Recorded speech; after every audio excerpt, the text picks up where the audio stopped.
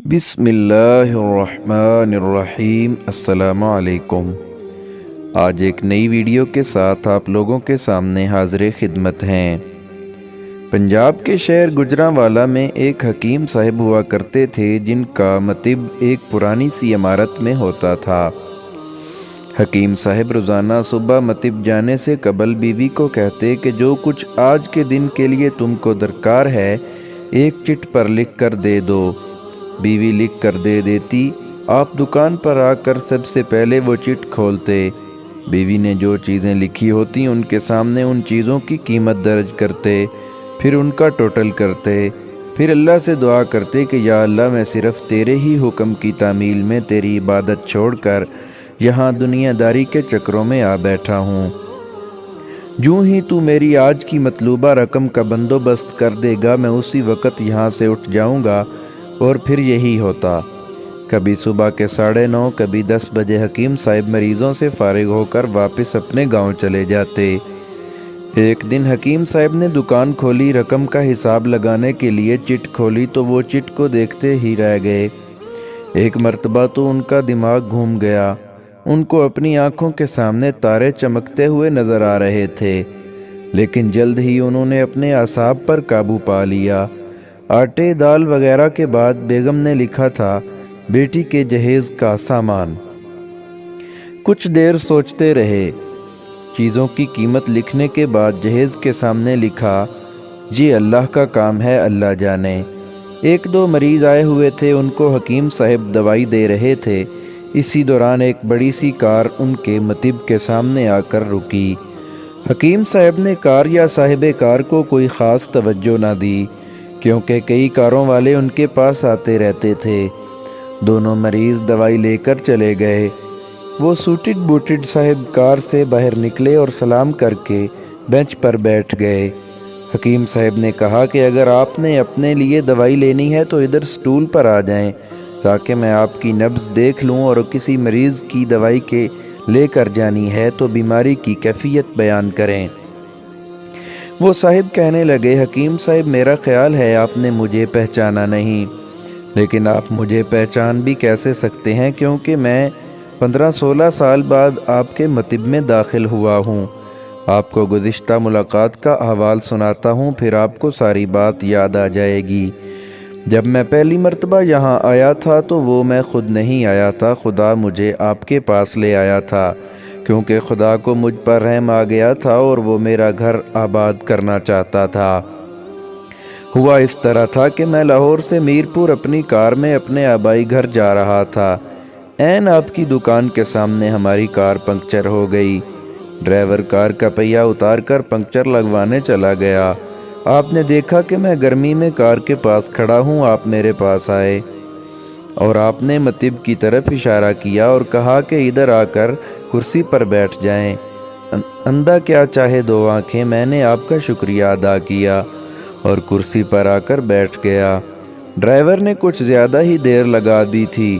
ایک چھوٹی سی بچی بھی یہاں آپ کی میز کے پاس کھڑی تھی اور بار بار کہہ رہی تھی چلیں نا، مجھے بھوک لگی ہے۔ آپ اسے کہہ رہے تھے بیٹی تھوڑا صبر کرو، ابھی چلتے ہیں۔ میں نے یہ سوچ کر کہ اتنی دیر سے آپ کے پاس بیٹھا ہوں، مجھے کوئی دوائی آپ سے خریدنی چاہیے تاکہ آپ میرے بیٹھنے کو زیادہ محسوس نہ کریں۔ میں نے کہا حکیم صاحب میں 5-6 سال سے انگلینڈ میں ہوتا ہوں۔ انگلینڈ جانے سے قبل میری شادی ہو گئی تھی، لیکن ابھی تک اولاد کی نعمت سے محروم ہوں۔ یہاں بھی بہت علاج کیا اور وہاں انگلینڈ میں بھی، لیکن ابھی قسمت میں مایوسی کے سوا اور کچھ نہیں دیکھا۔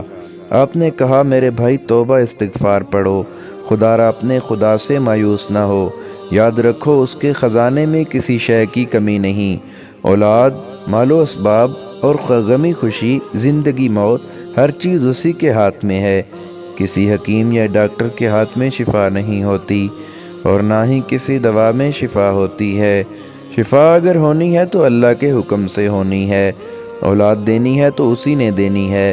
مجھے یاد ہے آپ باتیں کرتے جا رہے اور ساتھ ساتھ پڑیاں بنا رہے تھے۔ تمام دوائیاں آپ نے 2 حصوں میں تقسیم کر کے 2 لفافوں میں ڈالیں، پھر مجھ سے پوچھا کہ آپ کا نام کیا ہے۔ میں نے بتایا کہ میرا نام محمد علی ہے۔ آپ نے ایک لفافے پر محمد علی اور دوسرے پر بیگم محمد علی لکھا، پھر دونوں لفافے ایک بڑے لفافے میں ڈال کر دوائی استعمال کرنے کا طریقہ بتایا۔ میں نے بے دلی سے دوائی لے لی کیونکہ میں تو صرف کچھ رقم آپ کو دینا چاہتا تھا، لیکن جب دوائی لینے کے بعد میں نے پوچھا کتنے پیسے، آپ نے کہا بس ٹھیک ہے۔ میں نے زیادہ زور ڈالا تو آپ نے کہا کہ آج کا کھاتا بند ہو گیا ہے۔ میں نے کہا مجھے آپ کی بات سمجھ نہیں آئی۔ اسی دوران وہاں ایک اور آدمی آ چکا تھا۔ اس نے بتایا کہ کھاتا بند ہونے کا مطلب یہ ہے کہ آج کے گھریلو اخراجات کے لیے جتنی رقم حکیم صاحب نے اللہ سے مانگی تھی وہ اللہ نے دے دی ہے، مزید رقم وہ نہیں لے سکتے۔ میں کچھ حیران ہوا اور کچھ دل میں شرمندہ ہوا کہ میرے کتنے گھٹیا خیالات تھے اور یہ سادہ سا حکیم کتنا عظیم انسان ہے۔ میں نے جب گھر جا کر بیوی کو دوائیاں دکھائیں اور ساری بات بتائی تو بے اختیار اس کے منہ سے نکلا وہ انسان نہیں، کوئی فرشتہ ہے، اور اس کی دی ہوئی ادویات ہمارے من کی مراد پوری کرنے کا باعث بنے گی۔ حکیم صاحب آج میرے گھر میں 3 پھول اپنی بہار دکھا رہے ہیں۔ ہم میاں بیوی ہر وقت آپ کے لیے دعائیں کرتے رہتے ہیں۔ جب بھی پاکستان چھٹی آیا کار ادھر روکی لیکن دکان کو بند پایا۔ میں کل دوپہر بھی آیا تھا، آپ کا مطب بند تھا۔ ایک آدمی پاس ہی کھڑا ہوا تھا، اس نے کہا کہ اگر آپ کو حکیم صاحب سے ملنا ہے تو آپ صبح 9 بجے لازماً پہنچ جائیں، ورنہ ان کے ملنے کی کوئی گارنٹی نہیں، اس لیے آج میں سویرے سویرے آپ کے پاس آ گیا ہوں۔ محمد علی نے کہا کہ جب 15 سال قبل میں نے یہاں آپ کے مطب میں آپ کی چھوٹی سی بیٹی دیکھی تھی تو میں نے بتایا تھا کہ اس کو دیکھ کر مجھے اپنی بھانجی یاد آ رہی ہے۔ حکیم صاحب ہمارا سارا خاندان انگلینڈ سیٹل ہو چکا ہے، صرف ہماری ایک بیوہ بہن اپنی بیٹی کے ساتھ پاکستان میں رہتی ہے۔ ہماری بھانجی کی شادی اس ماہ کی 21 تاریخ کو ہونا تھی۔ اس بھانجی کی شادی کا سارا خرچ میں نے اپنے ذمے لیا تھا۔ 10 دن قبل اسی کار میں اسے میں نے لاہور اپنے رشتہ داروں کے پاس بھیجا کہ شادی کے لیے اپنی مرضی کی جو چیز چاہے خرید لے۔ اسے لاہور جاتے ہی بخار ہو گیا لیکن اس نے کسی کو نہ بتایا۔ بخار کی گولیاں ڈسپرین وغیرہ کھاتی اور بازاروں میں پھرتی رہی۔ بازار میں پھرتے پھرتے اچانک بے ہوش ہو کر گری، وہاں اسے اسپتال لے گئے۔ وہاں جا کر معلوم ہوا کہ اس کو 106 ڈگری بخار ہے اور یہ گردن توڑ بخار ہے۔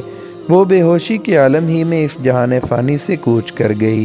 اس کے فوت ہوتے ہی نہ جانے کیوں مجھے اور میری بیوی کو آپ کی بیٹی کا خیال آیا۔ ہم میاں بیوی نے اور ہماری تمام فیملی نے فیصلہ کیا ہے کہ ہم اپنی بھانجی کا تمام جہیز کا سامان آپ کے ہاں پہنچا دیں گے۔ شادی جلد ہو تو اس کا بندوبست خود کریں گے اور اگر ابھی کچھ دیر ہے تو تمام اخراجات کے لیے رقم آپ کو نقد پہنچا دیں گے۔ آپ نے نہ نہیں کرنی، آپ اپنا گھر دکھا دیں تاکہ سامان کا ٹرک وہاں پہنچایا جا سکے۔ حکیم صاحب حیران و پریشان یوں گویا ہوئے، محمد علی صاحب آپ جو کچھ کہہ رہے ہیں مجھے سمجھ نہیں آ رہا، میرا اتنا دماغ نہیں ہے۔ میں نے تو آج صبح جب بیوی کے ہاتھ کی لکھی ہوئی چٹ یہاں آ کر کھول کر دیکھی تو مرچ مسالہ کے بعد جب میں نے یہ الفاظ پڑھے بیٹی کے جہیز کا سامان، تو آپ کو معلوم ہے میں نے کیا لکھا؟ آپ خود یہ چٹ ذرا دیکھیں۔ محمد علی صاحب یہ دیکھ کر حیران رہ گئے کہ بیٹی کے جہیز کے سامنے لکھا ہوا تھا یہ کام اللہ کا ہے، اللہ جانے۔ محمد علی صاحب یقین کریں آج تک کبھی ایسا نہیں ہوا تھا کہ بیوی نے چٹ پر چیز لکھی ہو اور مولا نے اس کا اسی دن بندوبست نہ کر دیا ہو۔ واہ مولا واہ، تو عظیم ہے، تو کریم ہے۔ آپ کی بھانجی کی وفات کا صدمہ ہے لیکن اس کی قدرت پر حیران ہوں کہ وہ کس طرح اپنے معجزے دکھاتا ہے۔ اگر آپ کو ہماری یہ خوبصورت ویڈیو پسند آئی ہے تو ویڈیو کو زیادہ سے زیادہ شیئر کریں اور ہمارے چینل کو ضرور سبسکرائب کریں۔ بہت شکریہ۔